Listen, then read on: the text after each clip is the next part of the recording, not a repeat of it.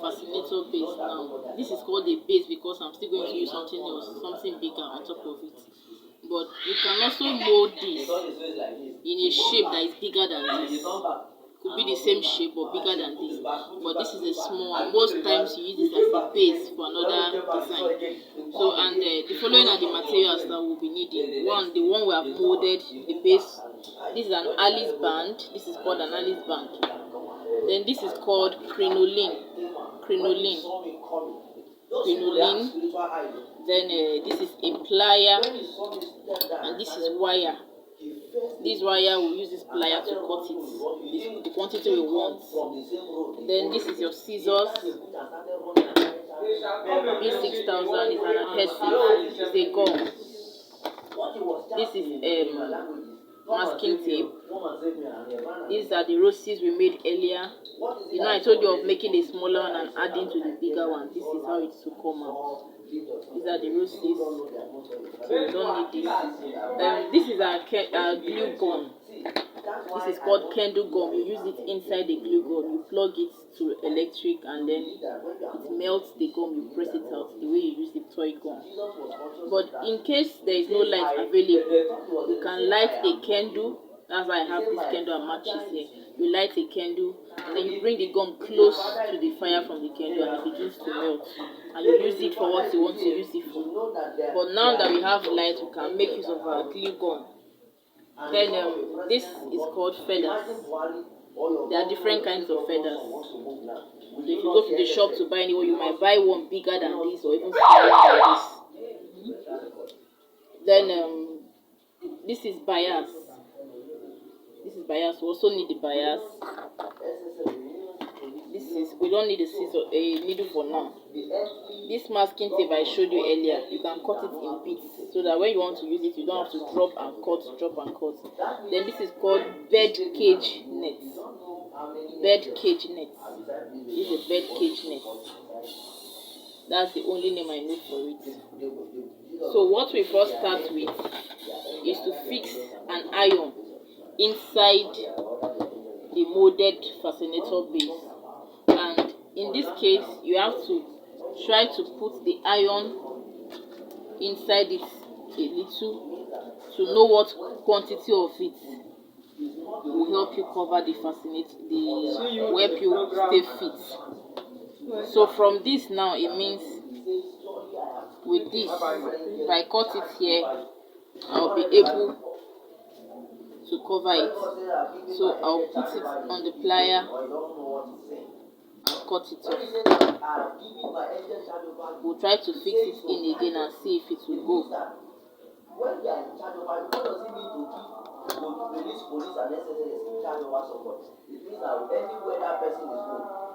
Okay, so it will stay. We'll bring it out and try to use the masking tape to tape it round. So we'll use the masking tape to hold it together, to secure it together.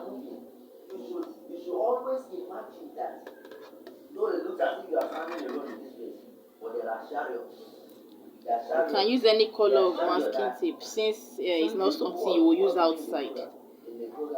So you just mask it up.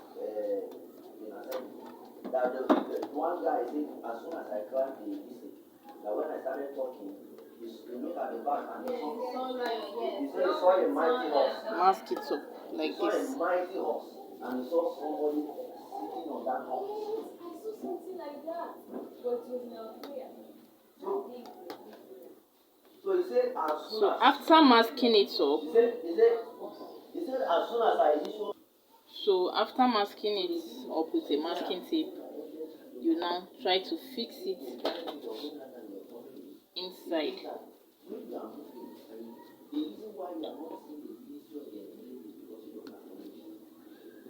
I hope this thing I did is not bigger than what is expected.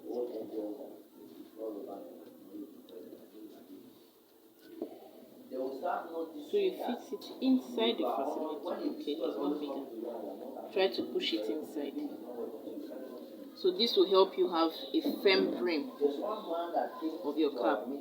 Then after that, what we need to do is to glue this place up, to glue it up all together. I'll also be needing a bias to work on that. We'll be needing a bias. Then for this gum, I love cutting off this tip because it takes my time when trying to press it out. So I take my scissors and try to cut off the tip so that it can come out well. Then while waiting for where we will need it, we take the candle gum and begin to try to close up.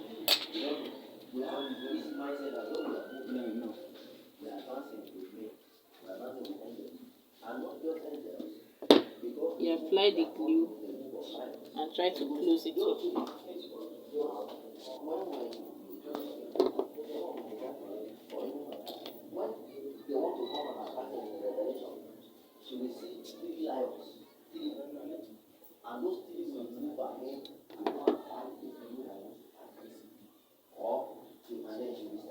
So this is what we'll have to do.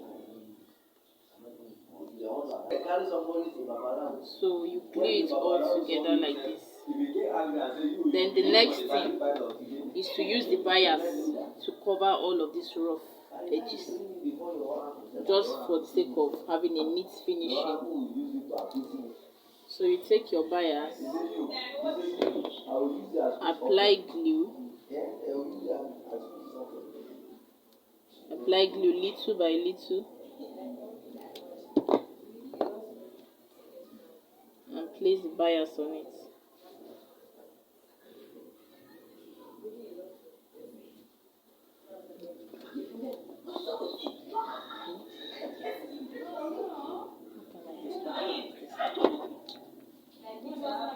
You continue carefully so that your work will be neat.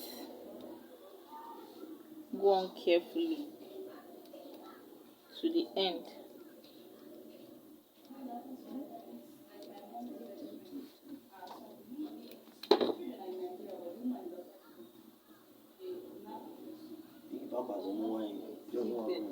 Carefully to the end. You can see it's very neat.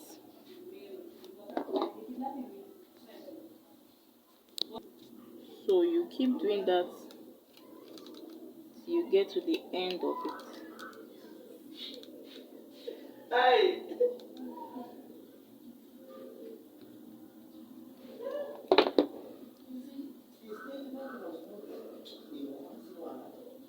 Carefully.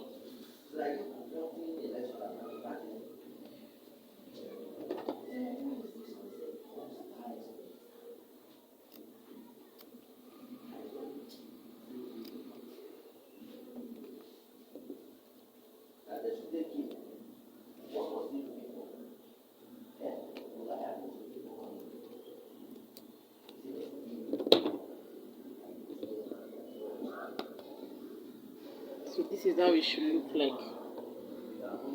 Then after having this, you drop the bias aside. Then we'll get, this is called the breast pad. It's called breast pad. Tailors use it. What you just have to do is to cut a little portion of it.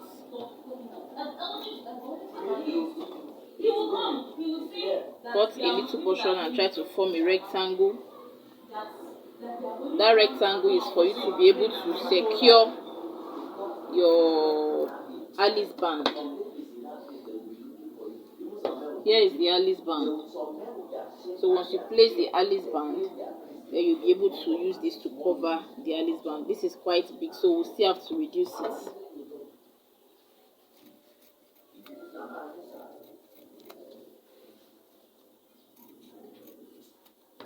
The first thing you might have to do is, I folded into two. So you first have to rub it so that your folding can stay together. Just the inner part of it so that your folding can stay together. Then you hold it together like this.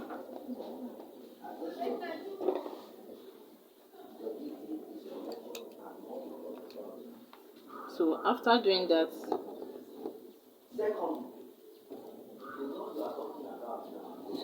we will first have to even place this on the head of the doll, so that we'll know which side our cap is supposed to be, the Alice band is supposed to be fixed on the cap.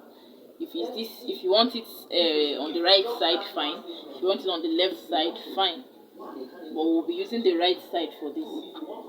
So placing it like this to show me where I should glue my band, which is somewhere like this. So I'm going to glue the band here.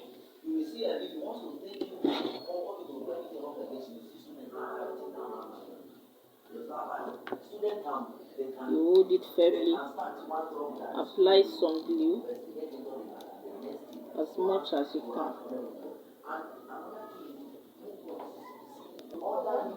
So you apply some glue on both sides, like I'm applying here now. I'm not applying to the Alice band itself, in case I might need to, let me drop it, it's not coming out. So I'm not applying to the band itself, in case I might need to remove it.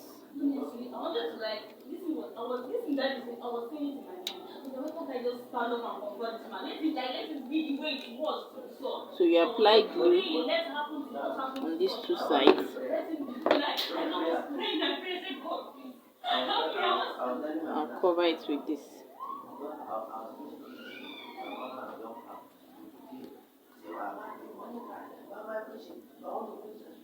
So you hold it together firmly. Ensure it's very firm.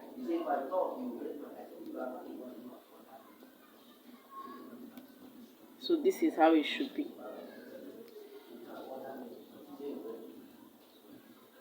Then you can now see how it looks on the head. So having that done, we'll be going to the crinoline now. Our crinoline is going to be used to design this work. So for this crinoline, this is 1 yard of crinoline. This is the crinoline. This is 1 yard. All we have to do is this.